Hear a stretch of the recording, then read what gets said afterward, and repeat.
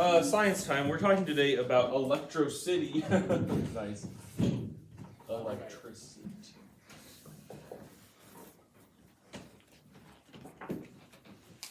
I hope you remember from your bell work that you did today. Are you gonna write this down?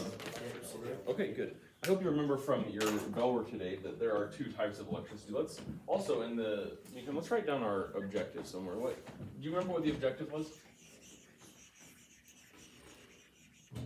I'm asking you not because I think you should remember it, but because I don't remember it. So would you please tell me what model types, Causes and effects of model types, electric forces. Yeah.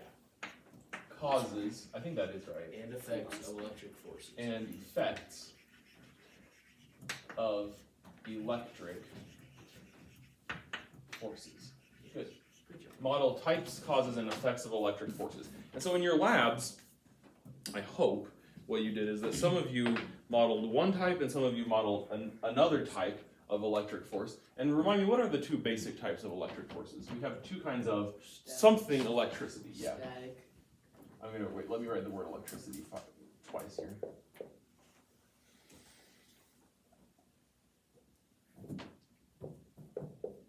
Static electricity is one. What's the other one?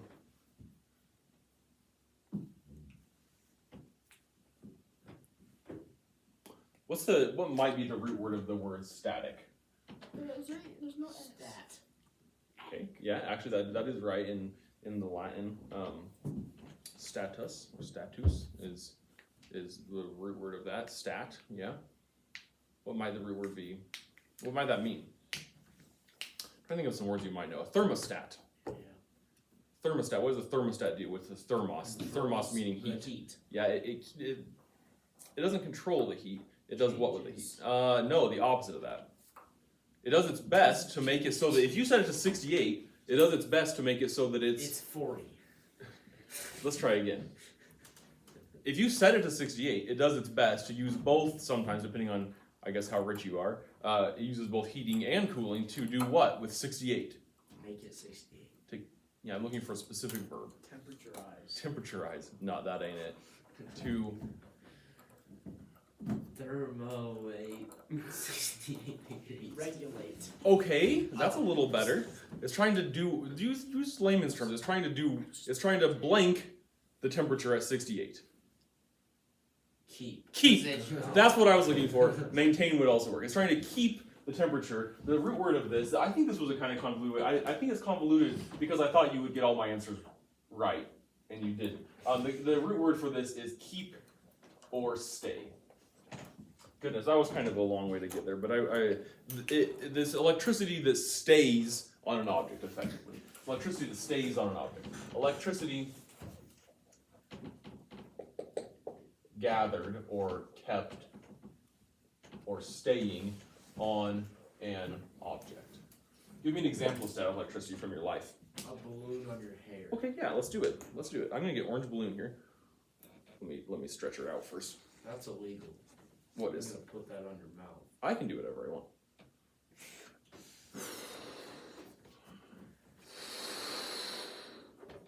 Nice. Got myself an orange balloon.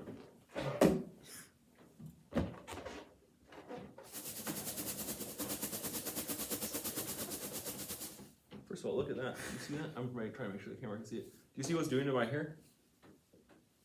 Do you see? It's not like just brushing my hair. It does kind of look like that on the camera. But it is not just brushing. You kind of hold it. Yeah, you're not even touching. I'm not even touching the hair. The hair. Hair is magnetized now. Yeah, okay, that's okay, so we can tell because how do we know that there's some force acting on my hair or that's acting on the balloon? How do we know there's a force acting here? It's moving. Yeah, okay, because the motion is changing. So let's remind ourselves of that first. Change in motion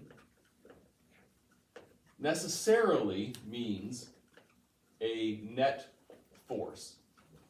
It has to. Remember, what's another word for change in motion? Oh, acceleration. Acceleration.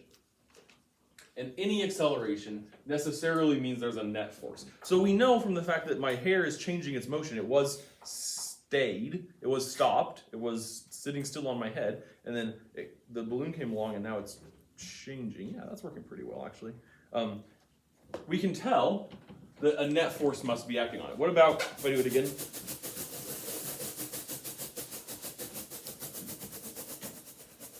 Wait, hold on. In the meantime, It works very well on Zach's hair. Don't even. now I gotta use 2 hands to tie this. I wanted to do this all with looking like a crazy person. These are supposed to be roughly the same size. Why did so much gray hair get on here? I don't remember that being the case. Now, I got 2 balloons here. I'm trying to keep this one kind of away from it. If I... Okay, now in this case, one of them that doesn't have the pile of static electricity gathered on it, its motion changed. Why? What force was acting on the green one? Gravity. Gravity. Is gravity also acting on the orange one? Yes. Yes. Right. Yeah. Thank you for answering yes. I didn't abolish gravity by rubbing a balloon on my head, although that would be a good magic trick. There is still gravity acting on it, but something else must be acting on it too. We know that if this is the, I'm going to draw this all in purple. Actually, I have orange here. We know that gravity must be acting on it to some degree. F sub g. There must be some force of gravity acting on it. It must always act down. So what is holding it? There must be, if the net force, what is the net force on this balloon, BT dub? 0. It must have a net force of 0. So we know there must be some other force acting on it. What might that force be? Electricity. This is an oversimplification, but we'll just call that the force of static electricity. Because what I say oversimplification because what's actually happening is this is actually the force of friction. Let me change that. This is actually the force of friction holding it against what intended motion? What's actually holding it to the wall? It's kind of working in the same way as if there were a piece of tape stuck to it, right? The tape is not providing a force upward. The tape is providing friction. But in this case, there's no tape. What is holding it there? The static electricity. Yeah, the force of static electricity. And that's being balanced in the x-axis by the push of the wall. The same thing as Newton's third law. You push the wall pushes back. Force of push. So in all of this, there is 0 net force. This is very hard to see on camera, but F net equals 0. So it's staying there. It's static.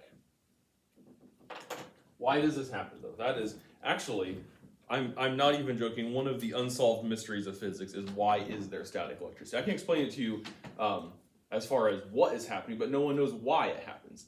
What is happening is that when I rub this on my head,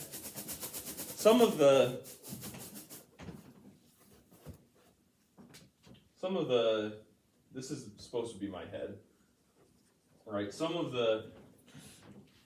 here. I'm trying not to get too much of the electricity off of this. What's my head made out of? Do you guys know?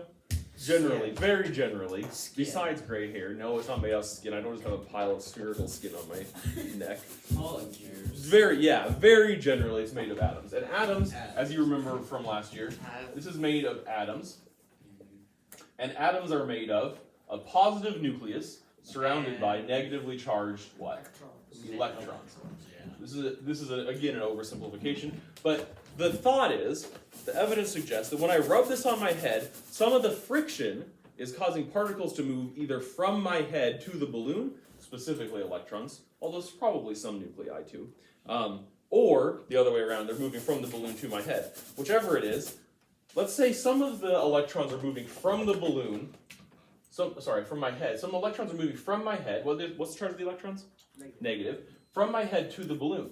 So now, instead of being made of a hodgepodge of positive and negative charge that are effectively neutral, now there are more electrons on the balloon than there used to be, giving the balloon a net charge of negative. We're using that word net again, kind of like in net force. Remember, net is, when we add everything up, usually it's neutral. Usually they all add up. All the positives and negatives of the atoms in the balloon usually add, in this green balloon, they roughly add to 0. There's as many positives as negatives, so its net charge is 0. That word charge means whether it has a positive or a negative aspect to it, whether there are more positive or negative particles. So the net charge on this one is 0. But the net charge on this one now, because it has more electrons, has a net negative charge, okay? And that net negative charge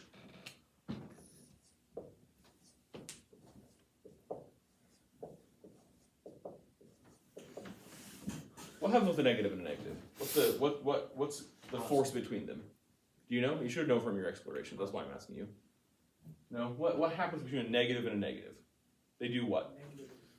Yeah, say it out. Say a word though. What's that word? They get You did this. Yeah, they move further apart. What do we call that in science? Separation. They repel each other. Yeah. You should write that down. Like charges, negative and negative, repel. What about negative and positive? What do we call that? attraction. Attract. They attract. The negative and the positive, these are opposite charges, and they attract. What about the positive and the positive? Repel. They repel because they're the same. Like charges repel, opposite charges attract. You can kind of remember that from the old 50s love song, Opposites Attract. I don't even know if it's a love song, and I don't care. But there's an old song about opposites attract. In my head, there are positive and negative charges. And when I bring a negatively charged balloon, how does the balloon get a negative charge? Your head. Yeah, it took electrons from my hair. That's a pretty gross oversimplification, but it's true. The electrons are removed from my hair and put into the balloon or put onto the balloon. And then the reason this attracts is because now the negative charge of the balloon repels negative charges in my head or in my hair. So repelling the negative charges. The negative charges are getting away, and now my hair has a net positive charge. And the negative and the positive do what? The negative and the positive attract. Yeah. Same thing with the wall. When I bring this balloon close, the mobile negative charges, the electrons that are in the wall, move away, as not all of them, but some of them move away, giving the wall a net positive charge. Now the wall has a net positive charge, and the balloon has a net negative charge, and they attract. I need to do it again. Nice. So same thing with the wall. Let me draw that balloon on the wall. The reason that this happened, I already have a balloon on the wall. The reason this happened is that there's a net negative charge on the balloon, and that caused there to be a net positive charge on the wall. So there's both a repulsion from this electron repelling the electrons in the wall, and there's a net attraction because of the negative charge of the balloon and the now positive charge of the wall. Does that kind of make sense? Yeah. I hope it does. What do we call an object that has no charge? You know? Neutral. Neutral. What evidence is there that there exists a static electric force? That. Yeah, the fact that this doesn't move now when it does if it doesn't have a charge is evidence, and also the it's attracting it. Do you see that? Come here, baby. Look at that. Do you see it? That's pretty nice.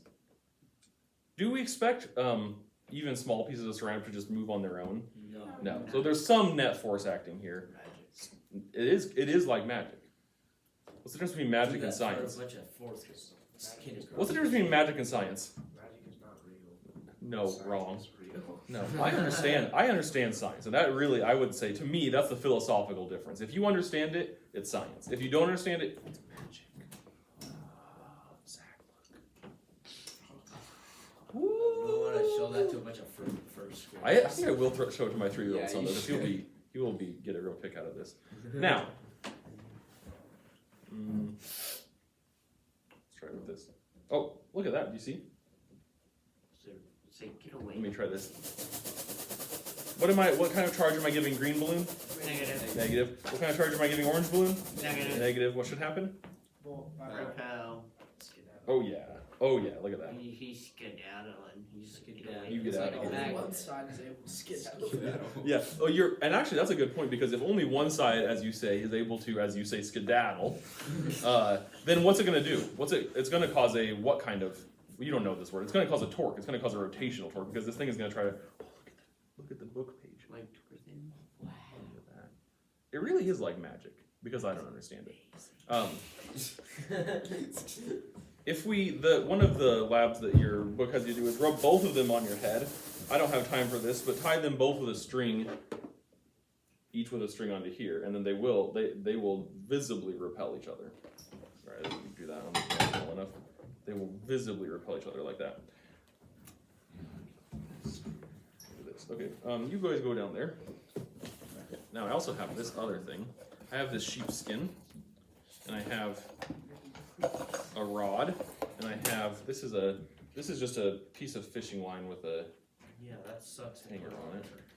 It doesn't suck that bad. Took me 5 minutes. Took him 5 minutes. I really hope it doesn't take us that long because we don't really have that much time. I'm just gonna hook this onto here.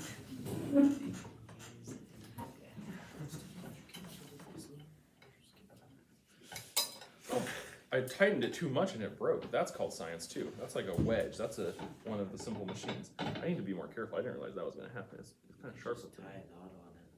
I don't want to do that, Joe, because it's gonna take too long. That would, no. There. Now I have a little hanger. I have 2 rods here. Let's use first. Clear rock. No, This is clear acrylic. This is not glass. I'm gonna rub the clear acrylic rod with sheepskin. No. I'm gonna put it onto this little hanger. Now I'm gonna rub this. She's got a little bit of a list to the port, but that's okay. I'm gonna rub this PVC rod with silk. What might happen? What are the 2 things there really are 3 things that might happen. They might repel each other. They might attract each other. They might do nothing.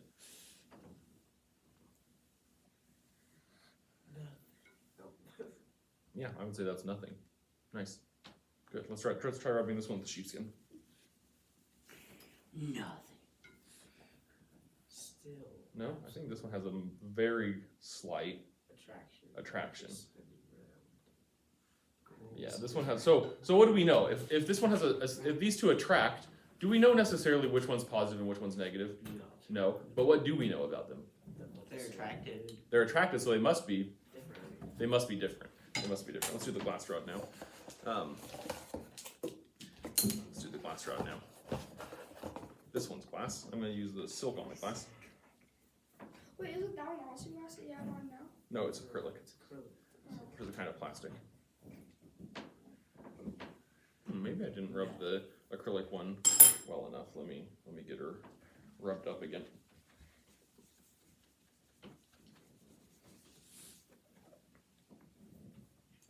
It's balanced.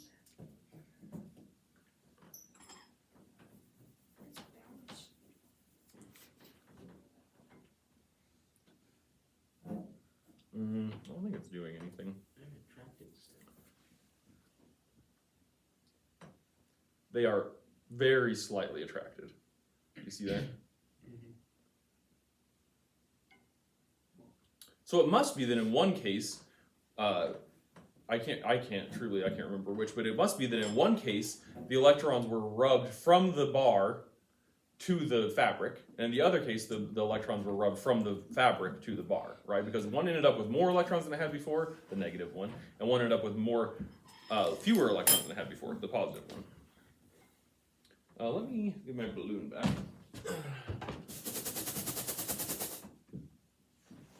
There we go, that's an attraction. And we know this is negative, right? Or we're presuming this is negative. And so we can assume that this acrylic rod is positive. Yeah, good. Okay. The other kind of electricity that we have is what? So we've talked quite a bit about static electricity. What's the other kind? Okay, so besides Electricity. electric what? You built what in your labs with the wires and the light bulbs? Circuits. So we sometimes call this circuit electricity, and we sometimes call it current electricity. I'm going to call it current. And so, unlike static electricity, the root word of which was to stay with the charges gathered on a surface, in current electricity, it's flowing. It's the flow of electrons. Electricity is the flow of electrons. Current electricity is the flow of electrons.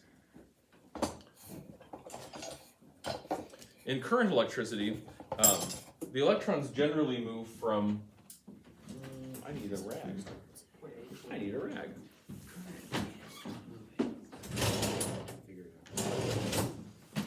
Electrons have what charge? Negative. In current electricity, the electrons are generally moving from a place with more electrons, a net negative charge, to a place with fewer electrons, a net positive charge. So we can think of it like this. A lot of times we think of current electricity as a system of like water. So we can say maybe this is a battery and there's a reservoir of electrons. There's probably some positive charges in there too. But we oftentimes think of current electricity like we think of water. So we can think of this like almost like a water tower, but it's got electrons in it instead of water. And as those electrons flow, let's say there's a valve right here. There's a valve right here. And as we open that valve, the electrons are free to flow from a place that has a net negative charge to a place that has a net positive charge. Maybe this one has mostly positives. And this is kind of like a current. If we put, for instance, if we think about this like water, if we put a little wheel right here, that wheel will spin, right? That's kind of like the load. And the current, if we put something here that uses electricity, like a light bulb, which we use that symbol for, if we put a light bulb there, as the electrons flow from the place with a lot of electrons to the place with a few electrons, they will flow through that wire, the wire will get hot, and the wire will get hot enough that it lights up, and that's called a light bulb. And that is how this works. And now listen, I want to show you something before you go. I know the bell rang, I heard it ring too. I want to show you this Van de Graaff generator, which is kind of sick. Actually, it uses current electricity to make static electricity. So what the Van de Graaff generator does,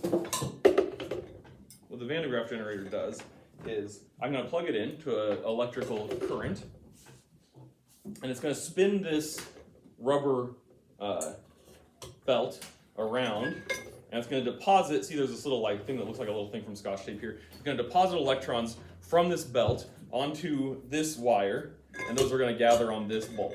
So it's going to deposit electrons. When I plug this in, the electrons are going to move from the outlet to turn this generator, and then move from this belt onto the thing. There it goes, and then it's going to start. See, that's kind of magical, right? Whoa. Do you hear it? I hope you can hear it on the video. Do you hear it? What's it sound like? Static when you touch your hair. It sounds like, we call it static, but let me tell you, this is the last thing before we go. This is the literal sound of thunder. Do you know thunder? Yes. The only difference between this sound, let's let it build up again. The only difference between this sound, oh, that wasn't very good, and thunder is scale. This is a smaller sound, but it is literally the exact same sound. Basically, when thunder's going in the clouds, it's because just like this thing rubbing on the rod, the cloud is rubbing on the ground and building up electricity, and that's causing a static discharge.